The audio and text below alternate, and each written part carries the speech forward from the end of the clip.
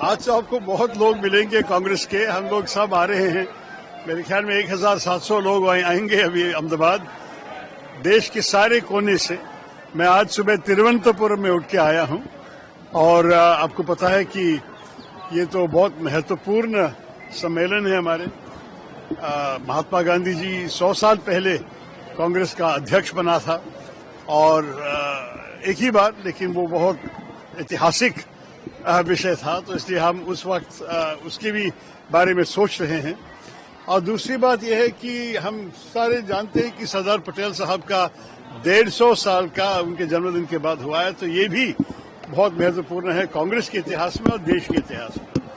तो ये दोनों चीज हमारे मन में रखे हम आ रहे हैं अहमदाबाद। कल वर्किंग कमेटी का मीटिंग है, परसों आपको मालूम है कि पूरा AICC करीब 1,500 लोग से ज्यादा एक साथ बैठेंगे और बातचीत हो जाएगी।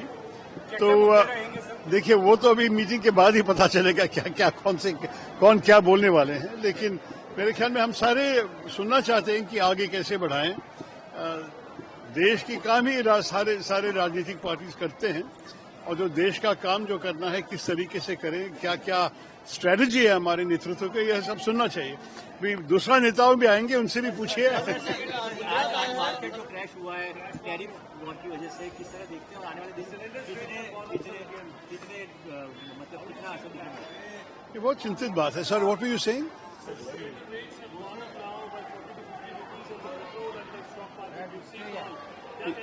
देखिए, ये तो बहुत चिंतित विषय है। आपको मालूम है कि हमारे देश में बहुत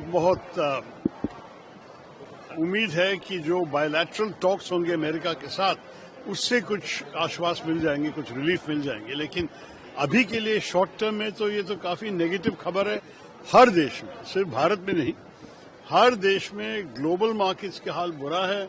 आपने जैसे कहा, प्राइसेस भी बढ़ते जा रहे हैं और ट्रंप साहब का टैरिफ्स का मतलब कोई समझा नहीं कि इसका क्या लॉजिक में किया है, क्योंकि अमेरिकन स्टॉक मार्केट भी बहुत बुरी तरह से, मेरे ख्याल में $2 ट्रिलियन खो गए हैं करीब 2 दिन में। तो ये तो जब हर देश पे ये असर हो रहा है, मेरे ख्याल में will just have to bear it. ये तो नहीं है कि हमारे देश अकेला कुछ कर सकें जो कोई और ना कर सकेंगे, लेकिन it certainly seems that some countries will go into recession. We were better off because we had a 5.4% growth, and therefore it may come down, but it may not go into recession. What we'll have to do is ensure that we can quickly negotiate an effective bilateral trade agreement which might reduce the impact of all this on our economy, on our exports. But it depends on how successful those negotiations are. Some countries which are also exporting similar goods to America have had higher tariffs imposed upon them, and that might be a difference we could leverage to our advantage. But we'll have to see. At this stage, it's impossible to tell. No one could have foreseen such bad news in 2-3 days.